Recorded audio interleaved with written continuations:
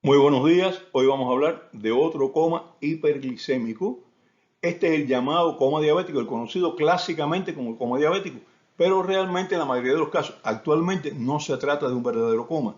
El nombre se mantiene desde la era preinsulínica, que sí hacían un coma importante, porque en aquella época la cetoacidosis diabética, que es el nombre que realmente debería tener esta complicación o tiene esta complicación, cuando aquello evolucionaba con facilidad hasta el coma. Hoy en día no es lo más probable.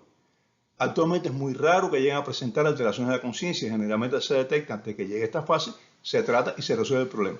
Es mucho más frecuente en diabéticos con diabetes mellitus tipo 1 y más frecuente en personas jóvenes. El mecanismo principal de este tipo de coma es que la glucosa no consigue penetrar a las células en cantidades suficientes para cubrir las necesidades de estas células y como consecuencia principal las células se ven obligadas a utilizar vías metabólicas alternativas. Ya hemos hablado varias veces de esto. Entonces, ¿qué hacen ellas?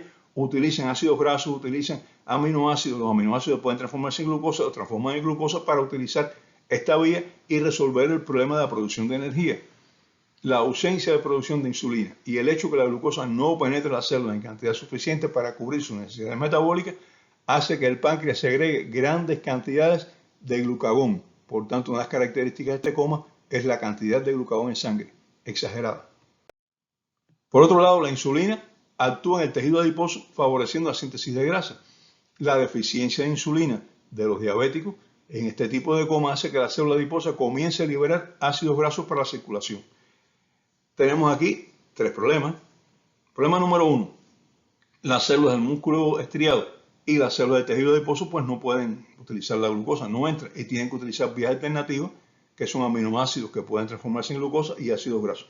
Segunda, la célula del tejido adiposo libera cantidades de ácidos grasos hacia la circulación, aumentan los ácidos grasos en circulación. Y tercera, el glucagón actúa en las células hepáticas porque está muy aumentado el glucagón. Incluso esto dio origen a la teoría biohormonal de los años 70, creo que fue un congreso de diabetología de los Estados Unidos de 74 o 75 que se elaboró esta teoría, que era muy bonita cuando uno la veía, pero que realmente se demostró que no es exactamente así. La diabetes no es una enfermedad biohormonal, el problema está en la insulina. El glucagón sale porque responde al aumento de glucosa en sangre, no por un problema de otro tipo. Bueno, el glucagón, ¿dónde actúa? En las células hepáticas. Y hablamos de esto haciendo que se libere glucosa a partir del glucógeno y que se active la neoglucogénesis. Dos consecuencias. Estos dos procesos aumentan el azúcar en sangre y empeoran la hiperglicemia. Así que aquí tenemos aumento de ácidos grasos en sangre, aumento de residuos del metabolismo no de glucosa en la célula y un aumento de glucosa empeorado por el glucagón, por la liberación de glucosa a partir del glucagón y estimulado por el glucógeno. Incrementan la producción de cetoácidos, acetoacetato e hidroxibutirato, los llamados cuerpos cetónicos. O sea, el hígado comienza a producir cuerpos cetónicos en cantidades importantes por la acción de ¿quién? Del glucagón. La hiperglicemia aumenta la eliminación de glucosa y agua por los riñones. Poliuria, esto es una de las características de este tipo de coma, es que la poliuria es muy marcada. La hiperosmolaridad y la poliuria deshidratan al paciente que tiene mucha sed y orina mucho, comen mucho, están decaídos, tienen dolor de cabeza y los cuerpos cetónicos son ácidos y estos ácidos causan acidosis en el organismo, aumento del pH, es decir, no aumento del pH, aumento de la concentración de hidrogeniones en sangre, lo que disminuye el pH. El pH baja, una acidosis. La eliminación por la saliva de estos cuerpos cetónicos da un olor característico, olor cetónico, aliento a manzana, que era clásico. Desde que era estudiante decían siempre, usted a ver, el diabético descontrolado, ya un poquito más avanzado, pues tiene una cetosis, pues tiene un aliento a manzanas, es muy característico. Poliuria, polidipsia, polifagia, deshidratación, astenia marcada muchas veces, dolor de cabeza y aliento cetónico son las características clínicas principales de la cetoacidosis diabética, que se consideraba o se considera todavía como un coma, pero realmente no es un coma. Si no se trata, aparecen entonces otras alteraciones, vómito, dolor abdominal, el paciente empeora, la acidosis aumenta, la respiración se hace profunda, aumenta la frecuencia, vemos al paciente respirando así, y esta respiración tiene un nombre, respiración de Kussmaul, y es característica de las acidosis en general y se observa en el paciente diabético con acidosis. Cuando vemos un paciente con esas respiraciones profundas, un poco aceleradas, bueno, pues estén pensando en la posibilidad de que tenga una acidosis diabética. Si no se trata, entonces sí de verdad que aparece el coma. El coma que decimos que casi no se ve, bueno, pues el coma ahora aparece porque no se ha tratado. Y cuando se demora en aparecer el coma aparece en 2 o 3 días apenas, porque la cetoacidosis va empeorando. Y ya aquí los síntomas son diferentes no. Es decir, a los síntomas anteriores se agrega la respiración de Kussmaul y el coma, o por lo menos los trastornos de conciencia. En los exámenes de laboratorio que encontramos, aumento de la glicemia. Eso es característico, la glicemia está muy aumentada. Aumento de leucocitos, como si tuviera una infección, pero no tiene infección, o puede tener infecciones. Cuidado con esto, porque sí puede tener infecciones y puede ser una causa de descompensación. Aumento de los lípidos en sangre, porque están siendo liberados a partir de la célula adiposa. La urea y la creatinina aumentan. Aumentan aunque no hay un daño renal evidente, pero aumentan porque hay trastornos en la eliminación de estas situaciones, de estos productos que se producen en cantidades excesivas por el metabolismo alterado y por la deshidratación. Y existen además, en cuanto a la urea y la creatinina, la posibilidad de que sean falsos positivos por los cuerpos cetónicos presentes en sangre. Pueden dar positivas reacciones de urea y de creatinina y realmente no están aumentadas ni la urea ni la creatinina. Son los cuerpos cetónicos que reaccionan con los reactivos para determinar la urea y la creatinina. Esta es una posibilidad que hay que tener en cuenta. En el ionograma el sodio está bajo. El potasio puede estar normal, pero por lo general el potasio total en el cuerpo está disminuido, aunque el potasio en sangre esté más o menos normal. Y muy importante, hiperosmolaridad. La hiperosmolaridad, recuerden que se calcula a partir del sodio, a partir de la glicemia, de la glucosa y a partir de la urea. Y aquí, aunque el sodio esté bajo, la glucosa está muy elevada. Hiperosmolaridad, acidosis, el pH baja, con aumentos de aniones no medibles. Esto es algo para los intensivistas, como se mide el anion gap. Pues este anion gap va a estar aumentado. ¿Por qué? Porque lo que está aumentado en sangre, sobre todo, que está produciendo la acidosis, son los cuerpos cetónicos. Lo característico es que se detecten niveles elevados de cetonas en orina y en sangre. Esto es imprescindible para hablar de cetoacidosis diabética. Si no hay cetosis y acidosis, pues no hay cetoacidosis. Eso es lógico. Esto es lo que da el nombre a la complicación: cetoacidosis diabética, hiperglicemia, pH bajo y cuerpos cetónicos en orina y en sangre. Síntomas característicos: hiperglicemia, acidosis metabólica con anion gap elevado, cuerpos cetónicos presentes en orina y donde pueden medirse también, donde pues, los lugares que se puedan medir también están elevados en la sangre y son los elementos a tener en cuenta para hacer el diagnóstico. Es una situación grave y requiere tratamiento urgente y agresivo que va dirigido a ¿qué? A tratar la deshidratación, a corregir los trastornos de electrolitos que se detecten, a tratar la hiperglicemia con insulina, a corregir la acidosis cuando sea necesario con bicarbonato, pero por lo general corrigiendo el metabolismo, pues la acidosis se va a ir resolviendo fácilmente.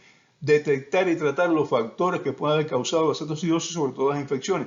Es frecuente que aparezcan infecciones y una característica que tenemos que insistir en ella: el paciente puede tener hiperosmolaridad, pero el paciente con coma hiperosmolar tiene hiperosmolaridad, pero no tiene cetosis. Si aparece en cuerpo cetónico, ¿es por qué? Porque tiene una cetoacidosis, aunque tenga hiperosmolaridad. La característica de cetoacidosis es la presencia de cuerpo cetónico, aunque exista hiperosmolaridad, que de hecho siempre existe. La cetoacidosis muchas veces precipitada o causada por algunas situaciones que pueden ser diagnosticadas y tratadas y que deben ser diagnosticadas y tratadas siempre, porque si no se resuelven van a ser más difíciles el tratamiento de la cetoacidosis y el paciente va a ir empeorando. ¿Cuáles son estas? En primer lugar, infecciones. Son muy frecuentes en el diabético descontrolado y pueden precipitar la cetoacidosis diabética. En segundo lugar, abandono del tratamiento, sobre todo en pacientes que utilizan insulina. Dicen, no voy a inyectar porque estoy bien, me siento bien, no hay problema. Siguen comiendo, no se inyectan insulina o se inyectan menos cantidad de la que se necesita y entonces, bueno, pues puede aparecer una cetoacidosis. Recuerden que estos pacientes, casi todos con cetoacidosis, son diabetes tipo 1. Es mucho menos frecuente en la diabetes tipo 2, que tiene mayor frecuencia de coma hiperosmolar y menor frecuencia de cetoacidosis. ¿Por qué? Porque en la diabetes tipo 2 existe cierta liberación de insulina por el páncreas y esta cierta liberación de insulina por el páncreas va a permitir que entre un poco de glucosa a la célula y por tanto no se liberan tantos cuerpos cetónicos, no hay acidosis, hay hiperosmolaridad. Pero son dos espectros, dos extremos del mismo espectro. La hiperosmolaridad que está presente en todas estas complicaciones del diabético y la cetoacidosis, que aparece nada más que en aquellos pacientes que no tienen entrada suficiente de glucosa a la célula. Y por eso está el segundo de los dos polos, el polo de la hiperosmolaridad y el polo de la cetoacidosis. Y en ambos en el medio, ¿quién está? El diabético, eso es lógico. Tercera posible también causa de la cetoacidosis es un abandono de tratamiento, pero es el abandono de la dieta. El paciente sigue con la misma cantidad de medicamentos, pero entonces come demasiado, empieza a comer dulce, a comer cosas que no debe comer, y entonces tiene una cetoacidosis diabética. Empeora por esta causa. Otras situaciones menos frecuentes que también pueden desencadenar cetoacidosis diabética son el uso de diuréticos. El diabético puede utilizar diuréticos, no es que no pueda utilizarlo, pero a veces el diurético va a crear estos problemas, sobre todo cuando es excesivo. Otro es el embarazo. La diabética tipo 1 embarazada, pues tiene que tener mucho cuidado, tiene que hacer muchos ajustes terapéuticos porque puede caer en la cetoacidosis. Otra, hiperfunción tiroidea no diagnosticada. Hemos hablado muchas veces de que las enfermedades tiroideas a veces pasan ahí, no se diagnostican y nos están complicando la situación, sobre todo con el hipertenso. Y aquí pueden ser también una causa, sobre todo cuando no son muy llamativas, de decompensación diabética y producción de cetoacidosis. La pancreatitis. El diabético tiene páncreas. No funciona bien, pero está ahí y puede inflamarse. Otra, los infartos cardíacos silentes que se ven en el diabético. Ese diabético tiene una pequeña molestia y lo que tiene es un infarto cardíaco. Y el infarto cardíaco empeora la situación y puede causar cetoacidosis. Accidente vascular encefálico. A veces el paciente está confuso porque también en los accidentes vasculares encefálicos la lesión no está siempre en el área motora. Estamos pensando, un paciente con una trombosis pues no tiene fuerza en el brazo, no tiene fuerza en la pierna, pero hay otras áreas donde no hay alteración motora y puede haber un accidente vascular encefálico, sobre todo áreas de conciencia, cerebelo, etc. Y esto puede también precipitar una cetoacidosis diabética, trauma, el paciente se puede dar un golpe, cirugía, el paciente operado, bueno, pues puede también tener cierta tendencia a cetoacidosis y de hecho todo paciente que va a ser operado tiene que pasar tratamiento a insulina, independientemente que anteriormente estaba con un tratamiento de hipoglucemiantes orales, ahora no. Ahora su situación metabólica es diferente y necesita insulina. ¿De acuerdo con qué? Con la demanda, es decir, hay que hacerle determinación de glucosa en sangre y poner la insulina en respuesta a la cantidad de glucosa que tenga en sangre. No solo la cirugía, sino toda situación de emergencia o de urgencia o toda situación agresiva para un paciente, hay que pasar a tratamiento con insulina de acuerdo con la glicemia. Consumo de droga, otra causa también, y que muchas veces los pacientes no la refieren, no dicen que están utilizando droga, porque imagínense, es un problema, ¿no?